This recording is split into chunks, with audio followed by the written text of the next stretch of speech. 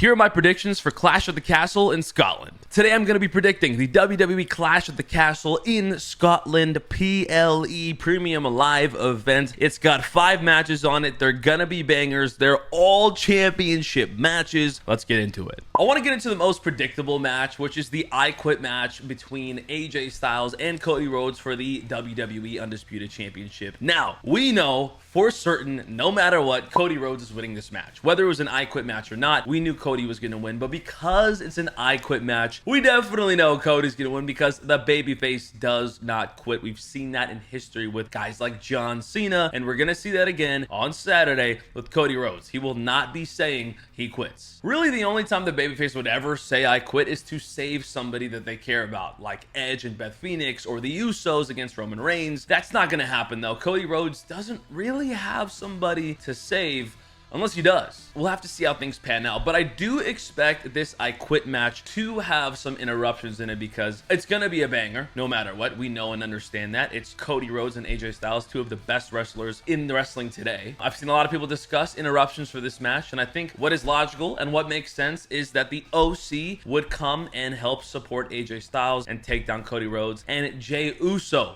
will interrupt and help save Cody Rhodes because that's Cody Rhodes' homeboy. You'll see him down the road. That's his dog. They were champs together. He's got to be there, but not the reason why you guys think. By the way, that's not an original thought. I see a bunch of people in the community saying that the OC is going to interfere and that Jey Uso is going to save Cody. I'm with that, but I think the reasoning as to why is going to be a little bit different. Of course, Jay's going to go help save Cody because that's his homeboy and all that. The reason why Jey Uso is going to be a part of this match is because there's no way the WWE goes 2 huge premium live events without the top babyface of the company. You could argue that's Cody Rhodes. You could argue that's Jey Uso, but Jey Uso missed the last PLE. I do not see him missing another PLE. He's not getting a match on this one. That's for certain. He didn't get a match on the last one. We saw that. There's no way he misses 2, right? He's the most over guy in the WWE. I can't see him missing another PLE. He's going to interfere. It's going to be lit. Cody's going to win. It's going to be a banger match, but again, a little bit predictable. Moving on to Bianca Belair and Jade Cargill versus Alba, Fyre, and Isla versus Shayna Baszler and Zoey Stark for the WWE Women's Tag Team Championships. Pretty predictable match here. Let's be real. Nobody's beating Bianca and Jade, and I don't think this is the match for them to lose either. I think it's too early in their reign. They are way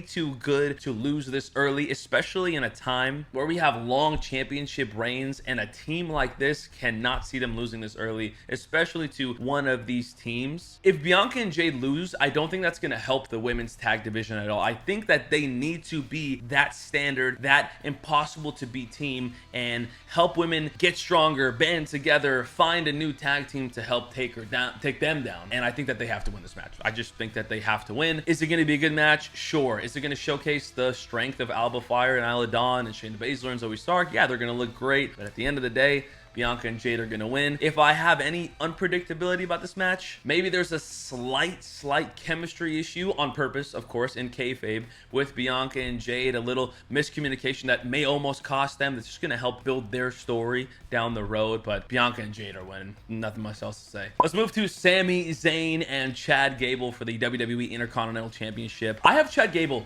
winning this match. I just think that if Sami wins this and retains, there's not any new stories for him. Gunther is over the IC title. Bronson Reed is still looming, especially after the triple threat, in which he looked very solid, by the way, but I think Chad Gable's story is the most compelling story, or one of the most compelling stories, excuse me, in the WWE today. The Alpha Academy Chad Gable stuff is so interesting, and adding a title in the mix of that could be even better because the Alpha Academy will continue to piss him off and almost cost him some matches and whatnot. So I think Chad Gable is going to win this match. I think Sami Zayn needs a new storyline moving forward, especially heading into Money in the Bank, heading into SummerSlam. I could see Chad Gable being a big favorite for the Money in the Bank briefcase, and I think his IC title run is over. There's not really a lot of new storylines for him, and I think he moves on. And I think Chad Gable, when you think bigger picture, needs to win the IC title. They got to pull the trigger on him. He's awesome. A lot of people wanted him to dethrone Gunther. That's very interesting. I think that was a possibility, but right now seems like the right time to have Chad win the IC title and then have that title be a part of the Alpha Academy storyline,